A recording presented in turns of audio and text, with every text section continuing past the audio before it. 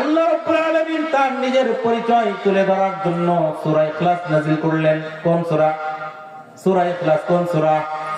সূরা ইখলাস নাযিল করলেন। অনেকের আপনাদের মুখস্থ আছে, কুল হুয়াল্লাহু আহাদ আল্লাহুস সামাদ লাম ইয়ালিদ ওয়া লাম ইউলাদ ওয়া লাম ইয়াকুল লাহু কুফুয়ান আহাদ।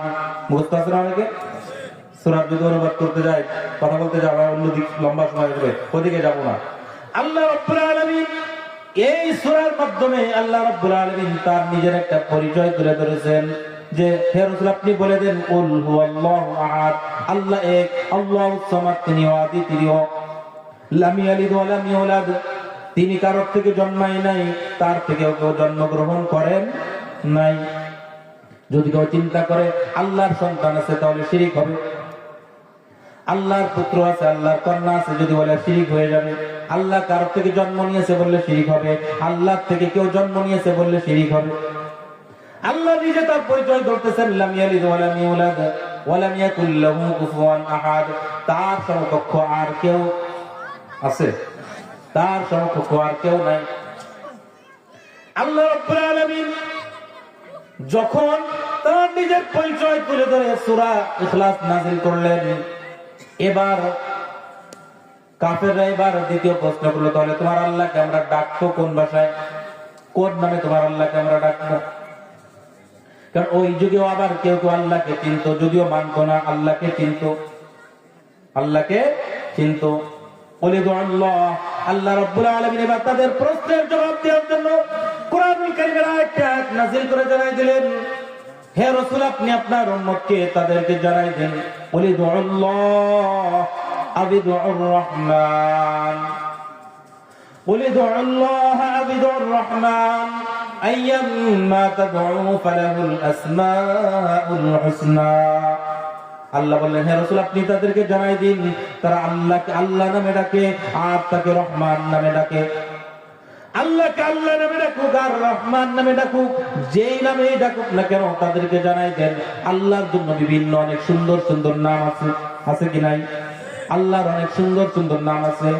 আর রহমানুর রহিমুল মালিকুল কুদ্দুসুস সালামুল মুমিনুল মুহাইমিনুল আজিজুল জব্বারুল মুতাকাব্বির, এগুলো কার নাম? কার নাম? আল্লাহর একটা হলো জাতি সত্তাগত নাম, সেটা হলো আল্লাহ। সত্তাগত নাম কি? আল্লাহ। আর আল্লাহর কিছু সিফাত এবং গুণবাচক নাম আছে, যেমন রহমান, রহিম, মালিকুল কুদ্দুস সালাম, মুমিন, মুহাইমিন, আজিজুল জব্বার, মুতাকাব্বির, আল ওয়াহ্হাব, আল কাদের, আল ইত্যাদি বিভিন্ন নাম আছে। বিভিন্ন কায়দার পিছনে আপনারা দেখেন আল্লাহর 99 নাম আছে না? শুনছেন না? তাফসীর ইবনে কাসিরের মধ্যে আছে শুধু 99 নয়, আল্লাহ রাব্বুল আলামিনের 1000 এর মতো সিফাতি নাম আছে। সুবহানাল্লাহ। আল্লাহ বলতেছেন তুমি তোমরা আমাকে আল্লাহ নামে ডাকো আর তোমার কোন গুণবাচক নাম ধরে ডাকো না কেন, কোনো সমস্যা নাই। এতদিন পর্যন্ত তারা বলতো, এতদিন পর্যন্ত আমরা আল্লাহকে তো জানতাম, কিন্তু রহমান আবার কোন জিনিস? এতদিন পর্যন্ত কাকে জানতাম? কথা বলে কাকে জানতাম? আল্লাহকে বলে জানতাম, কিন্তু রহমান আবার কি? তাহলে মনে হয় মুহাম্মদ আমাদের মতো মনে হয় একাধিক খোদার কথা বলতেছে। নাউযুবিল্লাহ। আমরা যেমন একাধিক খোদায়, মুশরিকরা বলতেছে আমরা যেমন একাধিক খোদায় বিশ্বাসী, মনে হয় মুহাম্মদ একাধিক খোদার দাওয়াত দিতেছে। আল্লাহ এক খোদা, রহমান আর এক খোদা, তারা মনে করছে। বলে রহমান আবার কি? কারণ আল্লাহকে তারা চিনত, রহমানকে চিনত না। আল্লাহকে চিনত, মানতো কে মানতো এটা পরের বিষয়, কিন্তু আল্লাহকে কি করতো? চিনত। কিভাবে চিন্তা একটা উদাহরণ পেশ করলে আপনাদের বুঝায়। উদাহরণ বলতে বানানো কথা না, তাফসীরের কথা, কিন্তু তাফসীরের যে উদাহরণ আছে সেটাই বুঝাচ্ছি। একটা উদাহরণের মাধ্যমে বোঝা যাবে। আল্লাহ রাসূল সাল্লাল্লাহু আলাইহি ওয়াসাল্লাম এখনো জন্ম নেন নাই, এখনো রাসূল দুনিয়ার মধ্যে আসেন নাই।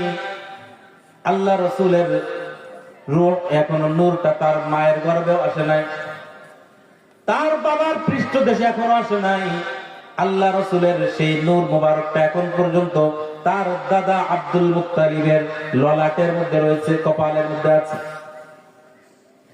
আল্লাহ রাসূলের দাদা আব্দুল মুত্তালিব তখন কুরাইশদের সর্দার। ওই সময় একটা ঘটনা ঘটলো, সেই ঘটনাটা আপনারা কম বেশি হয়তো শুনলেও শুনেছেন, না শুনলে নতুন করে শুনবেন। আল্লাহ রাব্বুল আলামিন কাবা ঘরকে মক্কার মধ্যে স্থাপন করেছেন প্রথমে ফেরেশতার মাধ্যমে, তারপরে আদম, তারপরে ইব্রাহিম ইত্যাদি ভাবে। এই কাবা ঘর আগে থেকেই মানুষ এই কাবা ঘরের সম্মান করত। যারা কাফের তারাও সম্মান করত, যারা কাফের মুশরিক তারাও এই কাবা ঘরকে তাওয়াফ করত আগে থেকে। কিন্তু তাদের তাওয়াফের পদ্ধতি ভিন্ন ছিল। তারাও কাবা ঘর তাওয়াফ করত। তারা তাওয়াফের সময় তাদের শরীরে কোনো পোশাক থাকতো না, কি থাকতো না, উলঙ্গ অবস্থায়। কেন? কি সুন্দর চিন্তা দেখেন। বলে কেন? বলে আমরা যেই কাপড় পরে গুনাহ করি ওই পোশাক পরে কি আবার কাবা ঘর তাওয়াফ করা যায়? বুঝছেন কথা? কিন্তু ওই খবিসা এটা জানে না, আরে কাপড় তো গুনাহ করে নাই, গুনাহ করলে তো আমি করছি, তাহলে আমি গুনাহ ছাড়লে তো হয়ে যায়, কাপড় খুললে কি হবে? আছে না? যেমন আমাদের সমাজে কিছু আছে না যে পর্দার বিধান কার বিধান? কার বিধান? আল্লাহর বিধান। আমাদের সমাজে কিছু মানুষের স্লোগান আছে, মনের পর্দা বড় পর্দা, উপরের পর্দা লাগে না। আছে নাকি এরকম স্লোগান? শুনছেন নাকি আপনারা? তারা ভিতরের পর্দা উপরের পর্দা খুলে দিয়ে ভিতরে একচ্ছত্র হয়ে কি করে না করে সেটা সমাজের মানুষ ভালো জানে।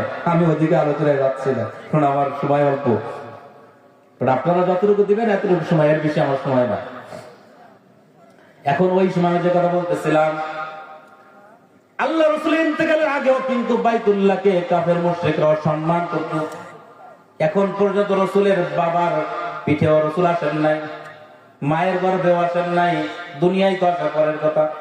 এখন তো আর দাদা আব্দুল মুত্তালিবের ললাটের মধ্যে রাসূলের নূর মুবারক রয়েছে।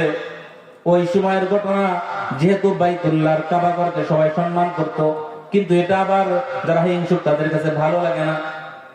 কারণ হিংসুক যারা হিংসুক এদের কাছে অন্যের ভালো কি লাগে না? অন্যের কাছে ভালো লাগে না।